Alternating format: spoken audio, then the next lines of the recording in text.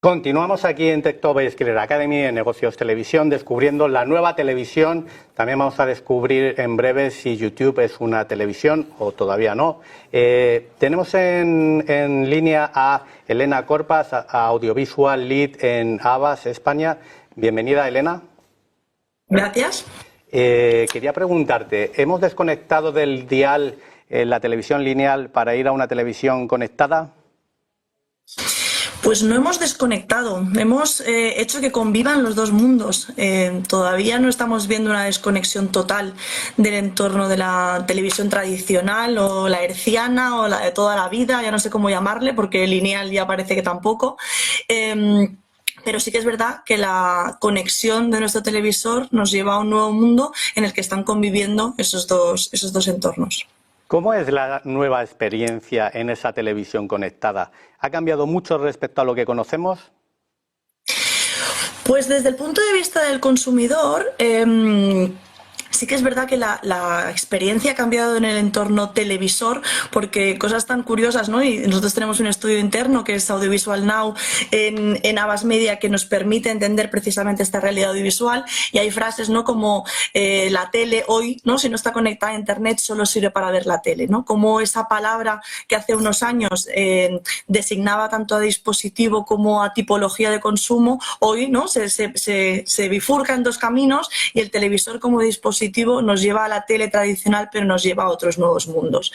Y esos nuevos mundos, una de las cosas principales que le regala al nuevo consumidor y que ya ha salido en la mesa mientras hablaban Pablo y Carlos contigo, era esa experiencia del consumo activo, ¿no? Ese momento en el que el consumidor puede escoger lo que quiere ver. Ya no hablamos de qué echan en la tele, ¿no? Ese verbo tan pasivo que hemos verbalizado durante años cuando estábamos en el sofá de casa viendo el televisor, sino que ahora es qué vamos a ver, ¿no? Entonces ese cambio casi de terminología verbal en cómo expresamos el momento de consumo audiovisual hace que realmente la experiencia sea muy distinta para el consumidor. Que por una parte tiene muchas cosas muy buenas, ¿no? Porque realmente puede ver lo que quiere, cuando quiere, cómo quiere, pararlo cuando quiere, volverlo a reanudar cuando le interesa, ¿no? Entonces realmente ese consumo está siendo muy como necesita o como demanda el consumidor. Y por otro lado, ese exceso de oferta, ¿no? Prácticamente infinita. Antes intentaban decir todos los logos de todas las plataformas y todas las realidades audiovisuales que tenemos hoy. Y es difícil que todos nos sepamos todos los logos, ¿no?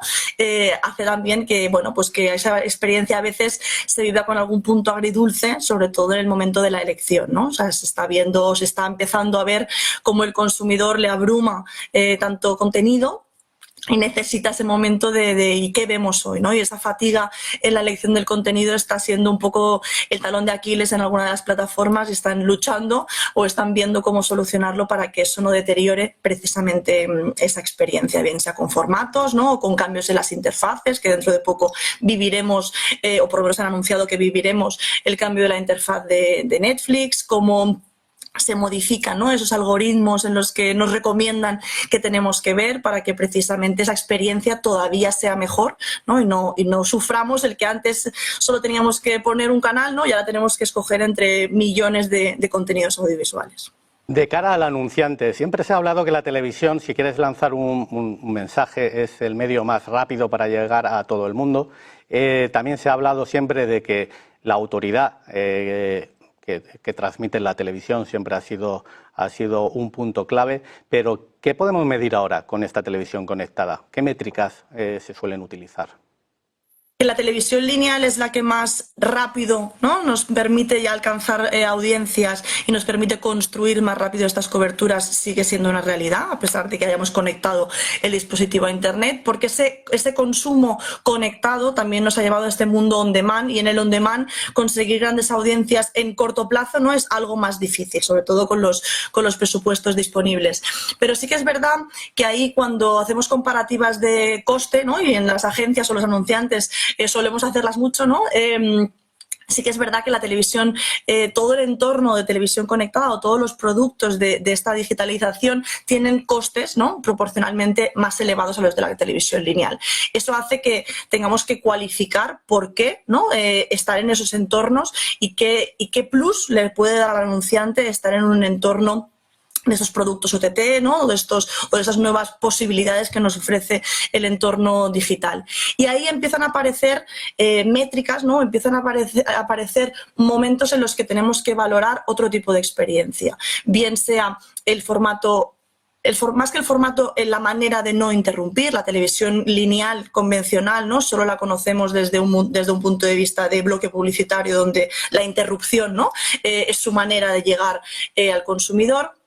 En este entorno digital aparecen formatos donde estamos siendo mucho más permisivos con el consumidor, como estaban diciendo también antes en la mesa, donde la experiencia publicitaria es menos intrusiva y entonces empiezan a aparecer esos formatos de pre-roll, formatos que tengan que ver con el entorno de la pausa, y ahí tenemos que cualificar esos formatos con otro tipo de métricas, con métricas que no solo nos pueden hablar, ¿no? desde el reach and frequency, sino que nos tienen que empezar a hablar desde esa calidad del impacto, perdón, desde la relevancia, ¿no? de ese momento de consumo, desde la atención que el consumidor tiene en ese dispositivo grande, donde realmente se maximiza esa experiencia, y estar en ese entorno a full screen con el audio activo, ¿no? En un momento de consumo premium, tiene unos niveles de atención y unos niveles de retención y de recuerdo para las marcas superiores, ¿no? A un bloque publicitario más extenso, donde es más difícil que tu presencia, ¿no? Cobre relevancia. Entonces ahí empiezan a aparecer, ¿no? Y más que empiezan a aparecer, empezamos a trabajar y casi, ¿no? A definir nuevos KPIs en los que tenemos que basar un poco más la experiencia audiovisual en el recuerdo, ¿no? y en cómo hacer que nuestra marca vaya bajando por el funnel de consumo de nuestros consumidores hasta llegar a lo que realmente nos interesa, que siempre acaba siendo esa conversión, ¿no? Sea en el modelo que sea, en función del anunciante del que estemos hablando. Elena, hablabas ahora de ese consumo y se me venía una pregunta que te voy a lanzar: si YouTube es una televisión, porque mucha gente que ve el canal Negocios Televisión lo puede ver en Movistar Plus o lo puede ver en Orange TV. También hay 2.200.000 casi suscriptores en YouTube. Mucha gente me dice, ¿YouTube es una televisión? ¿Es una televisión YouTube? Esta pregunta nos podría dar para otro debate entero en el que solo habláramos con ese título. Pero es verdad que, mira, desde nuestro conocimiento de lo que es YouTube, desde lo que trabajamos con los anunciantes, desde los estudios que hacemos, ¿no? Para entender bien cómo es ese consumo, yo podría afirmar, ¿no? que YouTube es televisión, sí, pero no siempre, ¿no? O sea, hay momentos en los que YouTube se convierte en un canal más de televisión, desde un punto de vista de que el consumidor está consumiéndolo al mismo nivel o en igualdad de condiciones, ¿no? Que consumiría otro tipo de entornos audiovisuales. Pues está en una pantalla grande, está viendo un tipo de contenido que es televisivo. Esto, ¿no? Para muestra un botón, este tipo de contenido es nativo del entorno televisivo, ¿no? Entonces, si yo estoy consumiendo este programa en pantalla grande y lo estoy disfrutando en un entorno televisión, YouTube es televisión, ¿no? Y entonces ahí lo que sí que vemos es que cuando conjuga dispositivo más contenido, hay muchas combinaciones en las que YouTube sí que se convierte en televisión. Pero YouTube es otras muchas cosas, ¿no? O sea, YouTube como gran plataforma audiovisual, que es innegable, ¿no? Que es uno de los reyes en este entorno audiovisual, tiene otras muchas maneras, ¿no? Otros muchos formatos o contenidos en los que ya no encaja tanto, ¿no? Con el entorno televisión, bien sea pues toda la parte de tutoriales, toda la parte de música, ¿no? Entonces ahí lo que nosotros también vemos cuando preguntamos al consumidor es que hay muchas veces que YouTube está de fondo, ¿no? O sea, está como complemento dentro de nuestras vidas, pero porque lo estamos escuchando en formato casi, ¿no? Spotify, como si dijéramos, y lo tengo de fondo, porque el tipo de contenido que estoy viendo o escuchando no necesita mi atención o no necesita de esa capacidad audiovisual o de esa capacidad televisiva. Pero nadie pone en duda, ¿no? Que si estoy viendo el resumen de los goles del fin de semana y lo quiero ver en pantalla grande, ¿no? Y quiero ver bien cómo ha sido ese gol, estoy en un entorno televisión. Con lo cual la pregunta, bueno, pues es un poco, ¿no? Un poco respondida así en grises, pero sí que es verdad que es uno de los players que tenemos que tener en cuenta en este entorno audiovisual